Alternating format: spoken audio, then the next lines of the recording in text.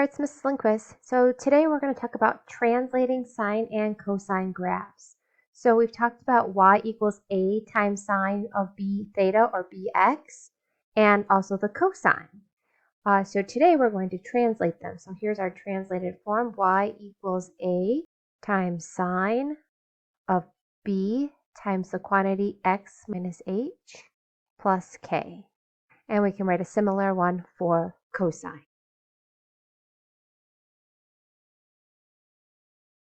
Okay, so what is going on here is the h is our horizontal translation. So when we look at this graph, if we have a sine or cosine wave, h is our translation to the right. So we're always subtracting that translation. So if it says x minus 2, it actually means it's going 2 to the right. So it's going to appear opposite. And then the k is our vertical translation. So our amplitude is the absolute value of our a value. It is always positive. Now, if your a value was negative, that just tells you your graph is going to flip. All the y values are going to become the opposite of what they were. Our period is 2 pi divided by b, where b is the number of cycles between 0 and 2 pi.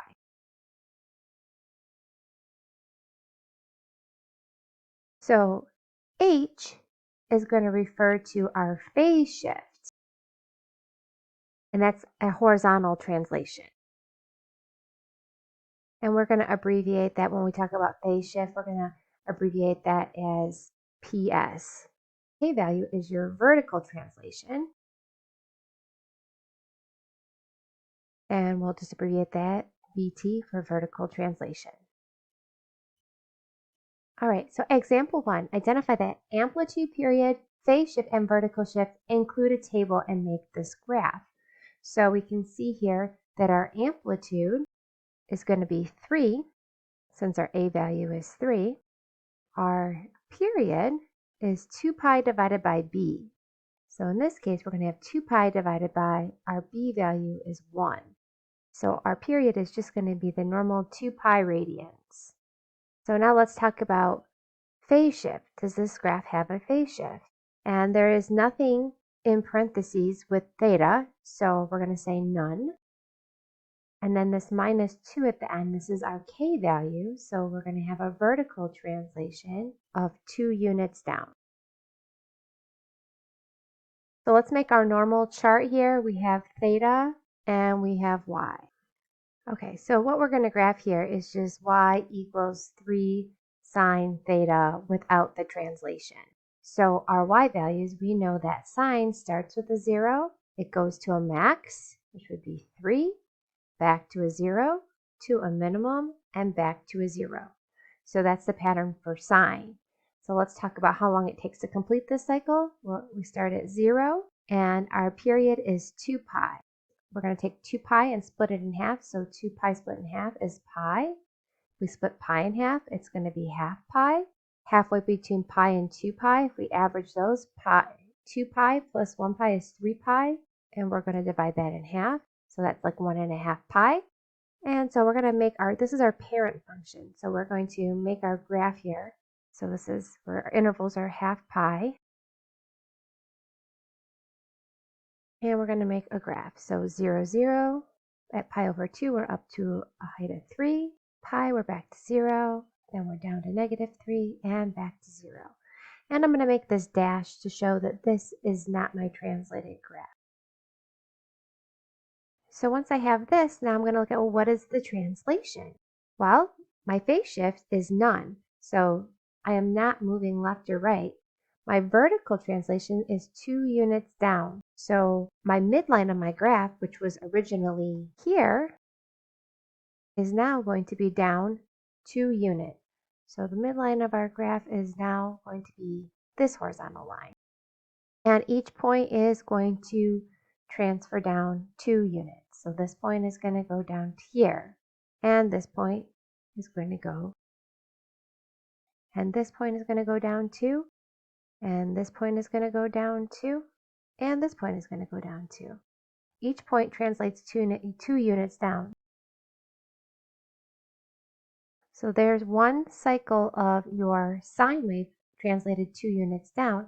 And they wanted a second cycle, so we are going to repeat this pattern of the y value. So we go 0 up to a max of 3, so 1, 2, 3, back down to a 0, down to a minimum, and back to a 0. And I can draw in my second cycle.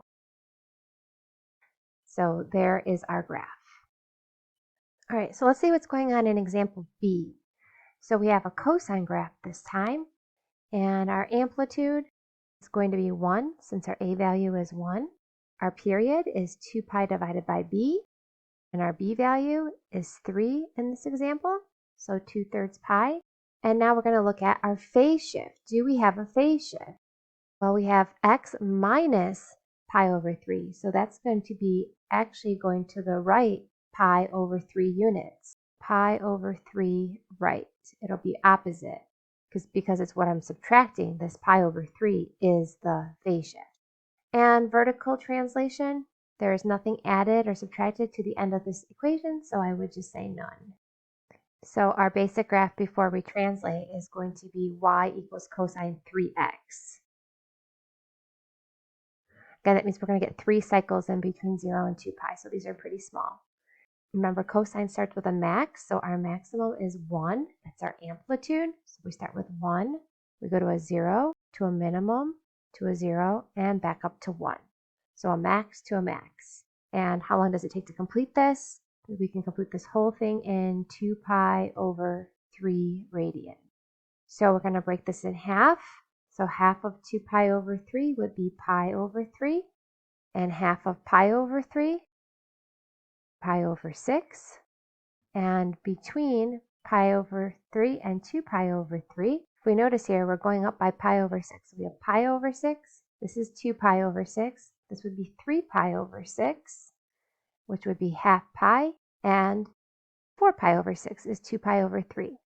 Again, another way that you could have done that is you could have taken your period, which is the 2 pi over 3, and times by 3/4.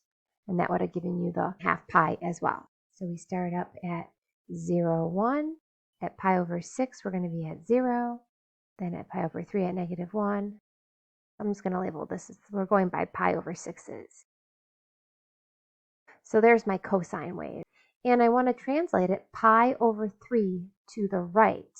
Well, how many boxes is pi over 3? Well, pi over 3, if this is pi over 6, then this would be 2 pi over 6, or pi over 3. So we're actually going to be shifting 2 boxes. So each point is going to shift 2 boxes to the right. So this point right here is going to go right there. This point is going to go 2 to the right, 2 to the right. This one goes 2 to the right, and this one goes 2 to the right. So here we go. We can start another cycle of our cosine.